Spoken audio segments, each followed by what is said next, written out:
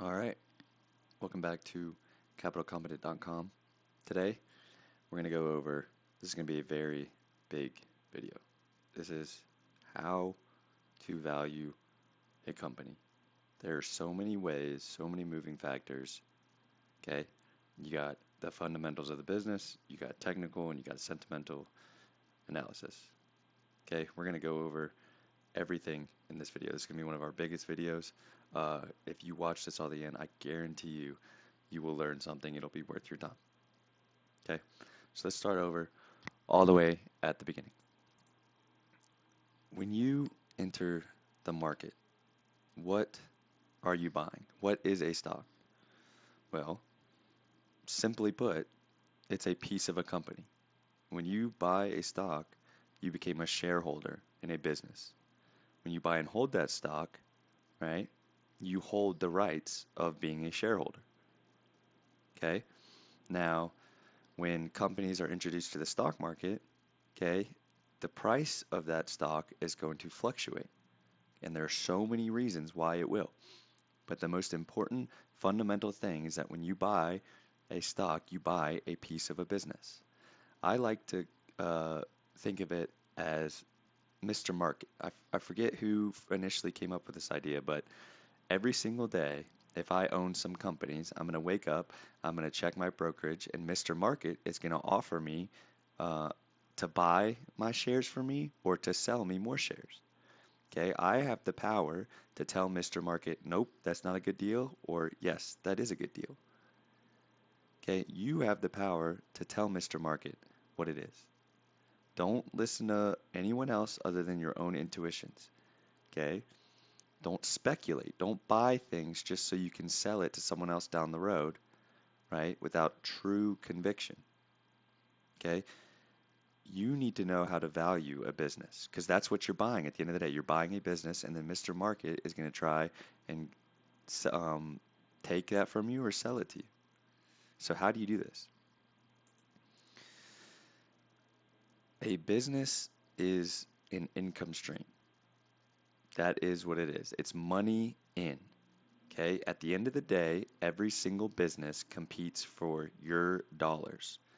Okay, no matter how big or small it is, it's all about money in. I wouldn't start a business if I was not in it to make money. Okay, if I have a business that installs windows or I have a business that makes phones, okay, all it is money in. I'm trading my Windows service and I'm trading my phone service for money in.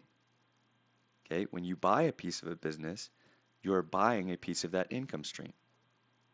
Okay, now, yes, businesses have assets and liabilities just like you do. Okay, you have a financial entity yourself, your personal one, your bank account, your assets, your debt, all that stuff. When you buy a piece of a business, you buy a piece of that plus the income stream. Okay, income streams are extremely valuable, especially if they are consistent, and even more valuable if they're growing. Okay, an income stream is not a one-time payment, it's something that is recurring, and that is a lot more valuable than one big payout. Okay, I use this example all the time. If an income stream generates $100,000, and let's say it has zero liabilities, zero assets, that $100,000 is very valuable. You want to have that. Instead of going to work for someone else 60 hours a week, all you would have to do is manage people and generate $100,000 a year. Okay?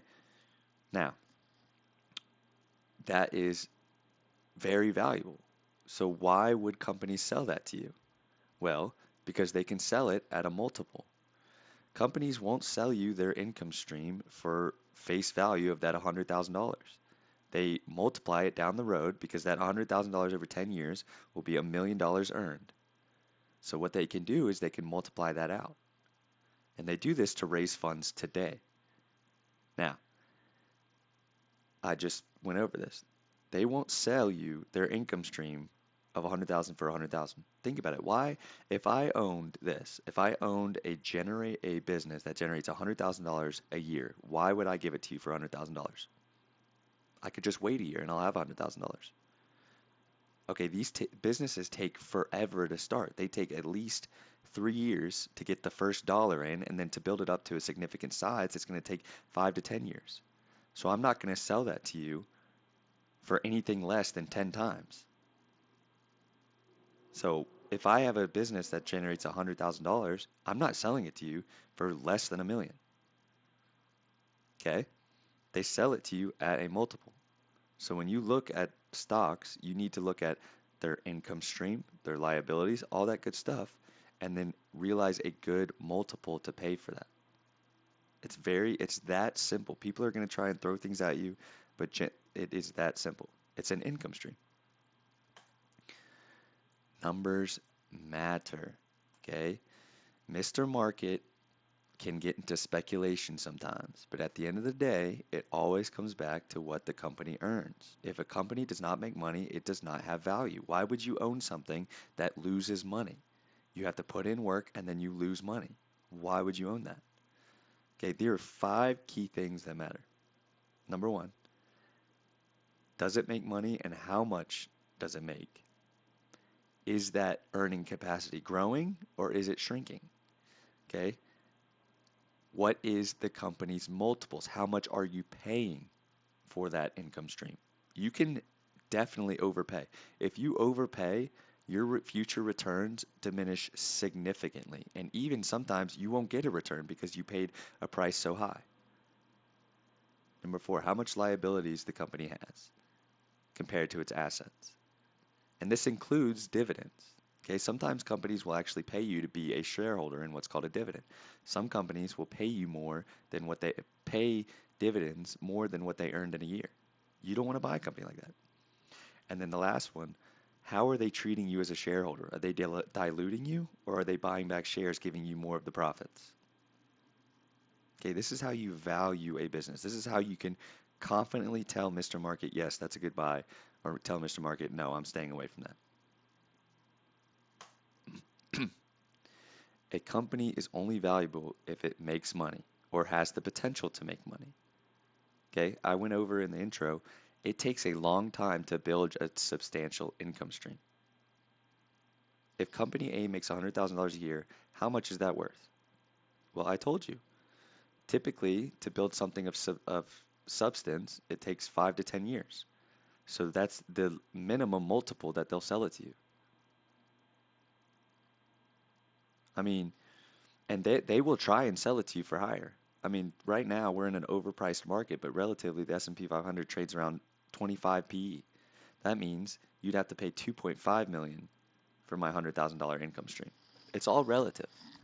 Okay, you got to look at quality companies and what people are paying for it. That is the environment that we are in now. It could shift, right? There was a time in 2019, 2018 when the PEs were 15. Compared to that, this is an overpriced market. Now, in the future, is it going to be even more overpriced and make this look like a good deal? Who knows? But at the end of the day, you're buying an income stream. Let's look at company B. It makes $0 a year, but it has the potential to make 100,000 in the future. Company B is worth less than company A. However, there is still value in future earnings. If you have a company, if you buy in to year 2 of a company and then by year 5 it makes $100,000, that is valuable. But it better be less than what you're paying for company A. Because why would you take on that much risk? It could turn to nothing. The future is not guaranteed. Nobody can predict the future. Okay? There are huge educated guesses in this thing. Like example, Apple, everyone has an iPhone. Google, everyone uses Google. Microsoft, it runs most of our computers. Okay, those are good companies because they're so entrenched in our lives. And think about how long it would take to build another Apple. That multiple makes sense. 25 PE makes sense. But if you're paying too much, if you're paying a ton of money for a company that doesn't make money or has the future earnings, your returns are going to be drastically worse than buying a good income stream. And this is how you value. It's there's an art to it. It's not super scientific. It's relative. You understand that the business is an income stream, it's money in, and that is worth money. Okay, you look at the environment today, you think about how much moat something has, how much it has on grasp on humanity. A, a business has to benefit the world where it will not compete. Ponzi schemes go away. They make a ton of money, but they're gone. All of these companies that do not benefit the world will be gone within 5 years. It has to. It's a competitive environment. We live in a capitalist society. If your company does not benefit humanity, it will not survive. Sure, it might make money in the short term, but you don't want to be involved in that because it can turn around like that. It can go away like that. Look at Peloton, right? Is the company's profit growing or shrinking? This is very, very important. If the company makes money, boom, check number one, it makes money. If I have two companies, company A makes $10,000 more a year forever, so they're growing at a 10% rate forever, that is worth wildly more than a company in my last example that only makes $100,000 a year. Because after that 10 years, if you keep adding $10,000 every time, look at the difference. They would have made 1.5 million as compared to 1 million. Of course, you should pay more for company A. Of course. Company A is more valuable than company B. Okay? Now, you can decide how much more valuable that is through your own numbers. Okay? But I would always bring it back to the market. It's relative. If you have, remember, all a company is money in. It doesn't matter what product or service that they provide, it's money in. One company might have a better story at the moment, so Mr. Market is trading at a premium. You want to stay away from those companies because even if the story is absolutely amazing, if you pay too much money today for future earnings, your returns are going to be catastrophically different than buying a good quality company at or below a multiple. I promise, I guarantee you. You look at the dot-com bubble. You look at Cisco. Cisco net or Intel never returned to its all-time highs because they paid way too much. If you were an owner in 2000, you never experienced a rebound back to that height. Okay, so if we're talking about these values, so an income stream that grows each more year, that is worth way more. That is a premium. I would pay more for that. Now, we have company A who grows, company B who stays the same, and company C who earns less. Now, is company C worthless? Not yet.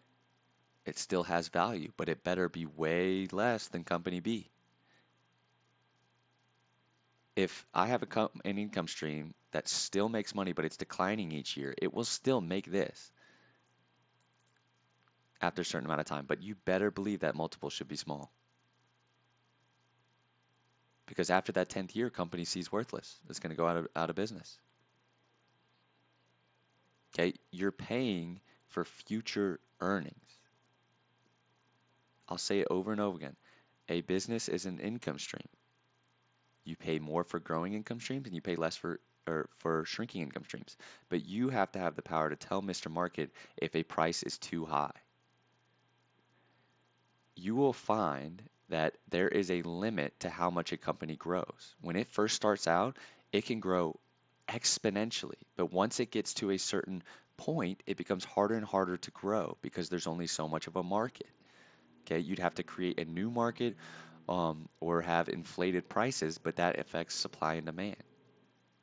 Once a company gets too big, right, the multiples should be coming down because it is so much harder to grow organically. But once again, if your company is growing, you should pay more for it.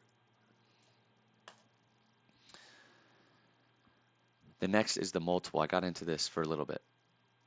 This is so important. You know that a company that grows revenue each year is worth more, but you can always overpay. You can always overpay. Okay? If you are a holder in a company and you believe in it, and then the next month or two it goes up 50%, I guarantee you will think about selling. If there is someone that offers you in a short amount of time a 50% premium on what you paid, they will gladly sell it to you. Gladly. Because they will cash out and they don't have to wait 10 years for it to hit that price. And that is something that can happen.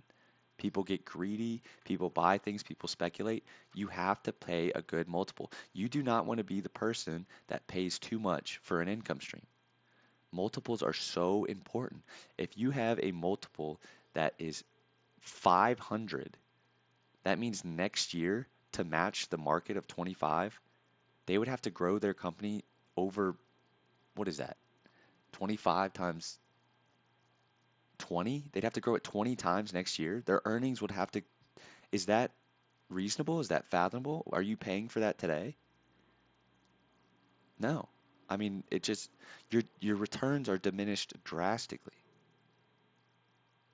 You have to look at how much you pay. You understand that an income stream is valuable. You understand that a growing income stream is even more valuable. Now you have to watch out how much you pay for that income stream because you can overpay. And I promise you, the higher you pay for that income stream, the lower your returns will be. And in half the time, it'll be less. And you'll be waiting years and years and years for it to hit that point again. But Mr. Market will sell it to you at a higher price. You have to decide what multiple. You do that by looking at the relative market. You compare it to other um, things in their general market. So if you have an auto company, you compare it to the rest of the auto. If you have a phone company, you compare it to the rest of it. If you have a communications company, if you have a real estate company, you see how much you're paying for it. Is that worth it? If you have a company that's growing 10% per year, but today they're offering 100 times multiple, is that a good deal? Uh, no, I don't think so. Because at the end of the day, it matters how much you are earning. You want to buy good revenue streams, but at a lower multiple because your returns are drastically improved. And you can use market. This is how you remember everything is money in. So if everything has an even playing field, you can use that to address how much you would like to pay for a company. The news, their sentiments, they will push up multiples extremely high. Okay, sometimes it's a rigged game. You do not want to be the person that buys in who overpays because you just will not have returns. Debt. You do not want to buy debt. If you buy a company and it is growing revenue, okay, company A is worth, if you have that company A that makes $100,000 a year and grows it consistently, it is worth nothing if it cannot pay off its debt. A company's financials is not that different from yours. If you overspend and you get into too much debt to where even if your income increases, if you can't pay off that debt, you're done. You're bankrupt. And if a company goes bankrupt, it no longer exists. Okay, you have to look at how much debt they have, how much long-term liability, how much short-term liability. Sometimes the debt is insurmountable. That's how companies go out of business. You see it with Sears. These things happen. It happens all the time. Businesses close their doors and the US doesn't bat an eye. If tomorrow Nvidia closed its doors, the S&P 500 would only go down 6%. Mathematically, obviously sentiment would change, but the actual earning capacity of the S&P 500, it's only 6% of the S&P 500. Okay, businesses can close their doors and it doesn't really affect because someone else will just take their place. It's a capitalist environment. Remember, a business is money in. Okay, you do not want to buy debt. If you buy a piece of that income stream, but that income stream is going directly to pay off debt, and then it's in the negatives, you're buying a losing asset. You're buying something that's worthless. Think of yourself as a banker. If you look at something and you see a huge pile of debt with a small income, even if that income is growing, are you going to lend that person money? They can't even pay off their own debt. Why would you be a buyer? Why would you lend them money? Why would you give them your money for in return for their company? Why would you you just simply wouldn't. So why would you do that in here? Even if you see the price go up, that's the thing about Mr. Market. Mr. Market will tell you, "Hey, today's a lot higher." But over time, I mean, the market's going to be overpriced and lower priced. But at the end of the day, it's all about earnings. It's all about money in. And then as a small detail, you have to look at dividends. Okay. There are some companies out there to get you to buy their stock, they will pay more dividend. They will pay more total in dividends to their shareholders than they bring in each year. That is unsustainable. So they'll either cut the dividends, which gets rid of all of your income stream for that specific company, or it'll just go out of business. You have to look at it that you have to look at it like yourself. You have money coming in this month and you have debts to pay. It's the same thing with the business. It's all about money in. Okay? The next thing, so now you know how to value a business. Okay, remember, it's just money in. That's all it is. Is that money growing? Okay, that's worth more. Is that is that money shrinking? Okay, that's worth less. If a company doesn't make money, it's worthless right now. But if it has the potential, okay, it will make money in the future. I don't want to pay a lot for that because that risk to reward. Okay, how much am I paying for this income stream? Okay, does it have debt? Is it going to go out of business? Is it going to be around long term? Okay, does it have debt? Okay, cool. Last thing is how the company treats its shareholders. This is something that happened. Companies can issue or buy back shares whenever they please.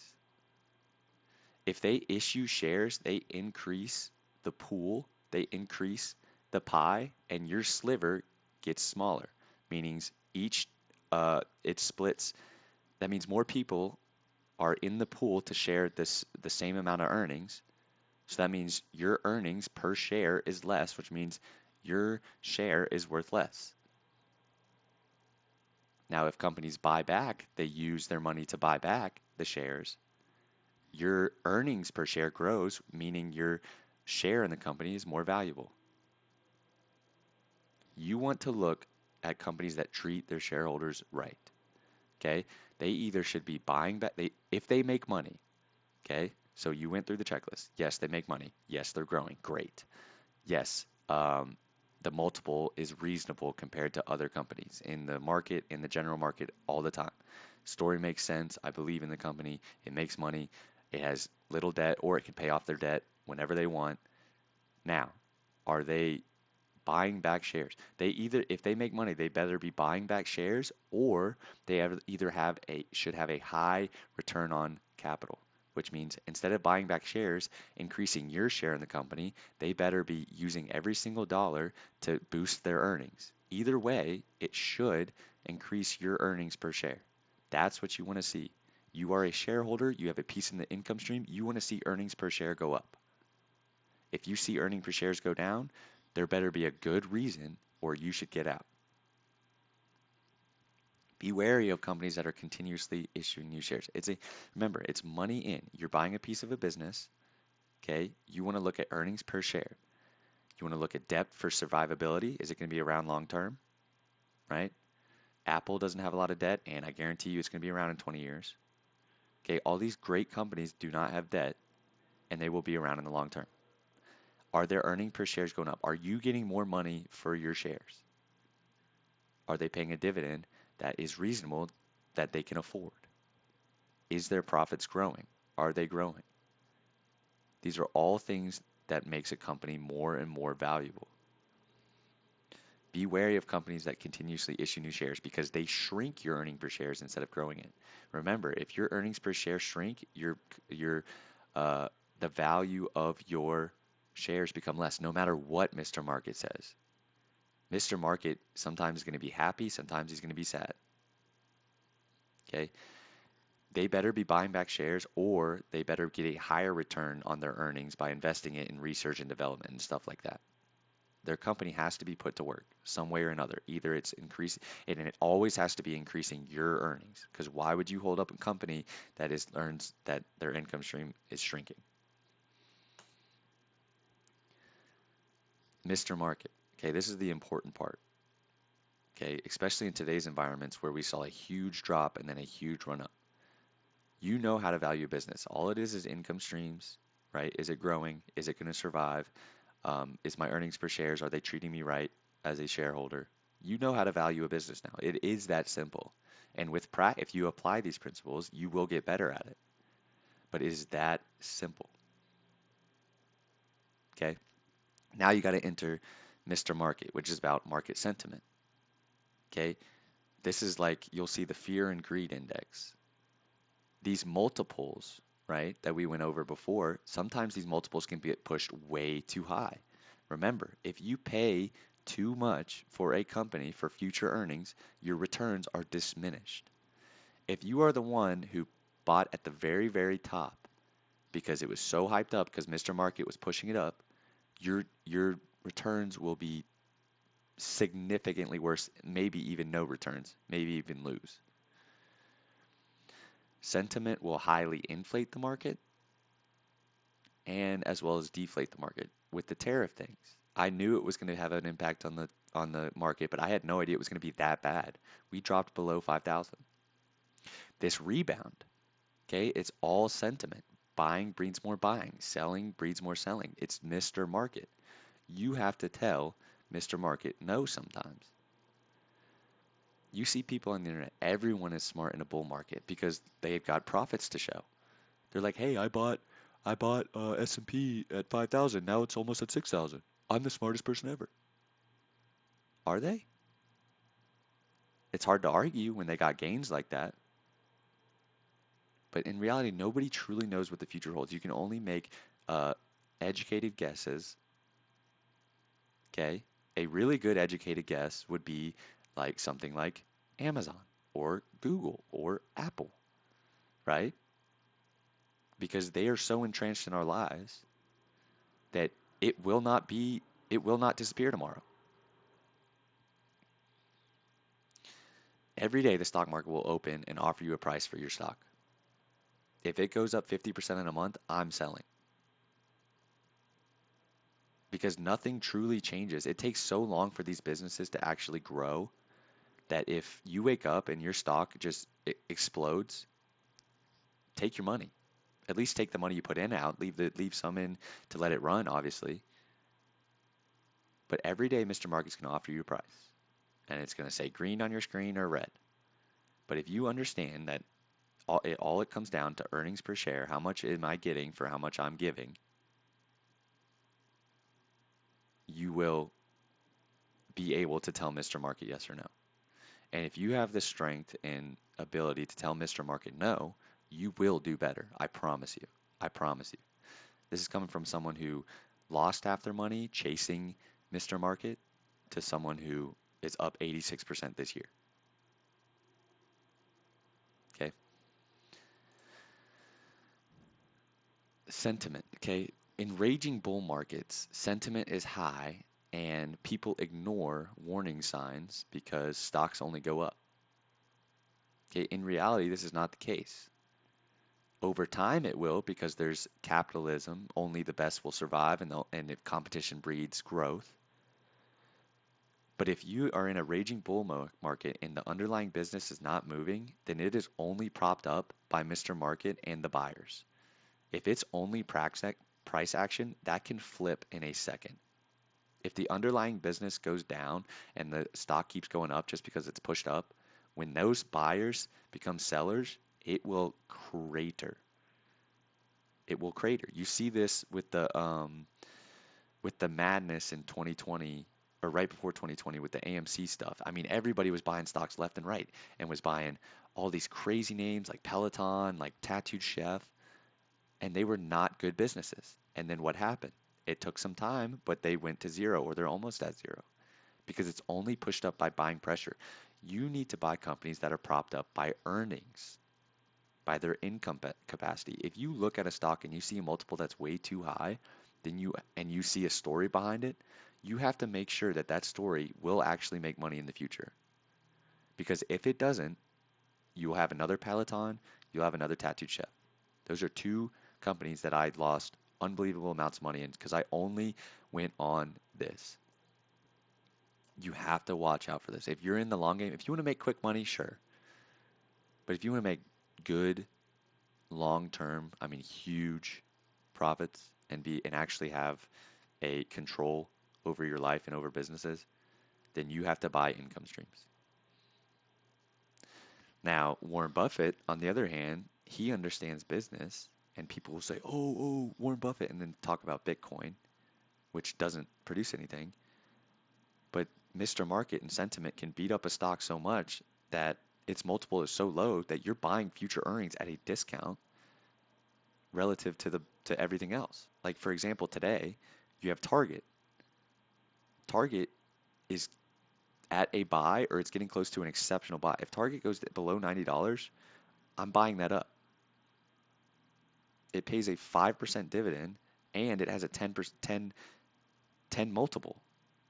That's like buying that $100,000 company for $1 million and it'll pay me 5% per year.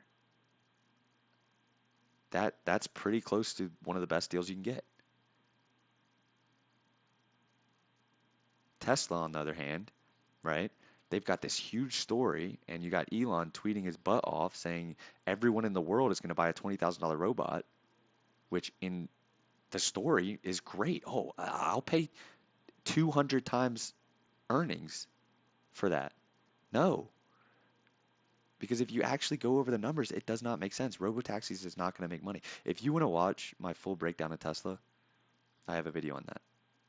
And I'll actually go case by case and why I think Tesla is not that great of a company. Excuse me, great company. But again, where is it? Tesla's a great company, except how much are you paying for that future? Right now it's trading at 200 times. That means next year it will have to 10 times its earnings. 10 times. Is that probable? No. And I'm telling you, it's going to come down. Technical analysis. Okay, this should be used to support your fundamental analysis. There is some validity, and there are rules that I use, but when you really look at it, you're playing a statistics game where you're trying to win more than you lose, right?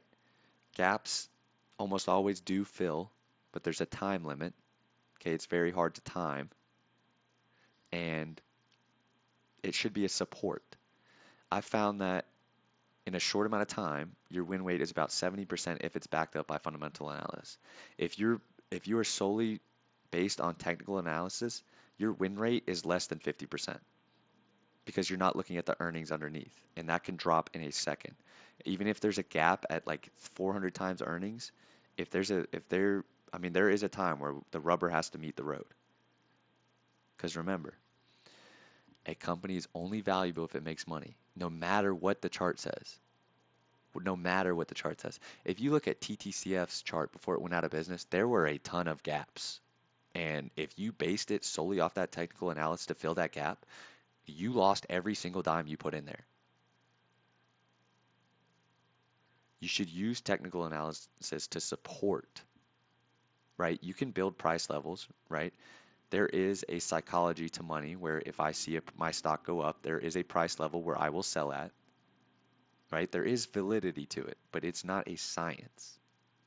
Okay, you're playing the statistics game, which is possible, right? I traded at the beginning of this tariff thing and I made a ton of money. That's why my account is so high. But that is not fundamental analysis, and that environment only lasts for so long. You cannot sustainably do it like you can with fundamental analysis. Because at the end of the day, a company is only valuable if it makes money. If you want to play Mr. Market and you see an environment where an opportunity, yes, of course, please use technical analysis. You can make a ton of money quick.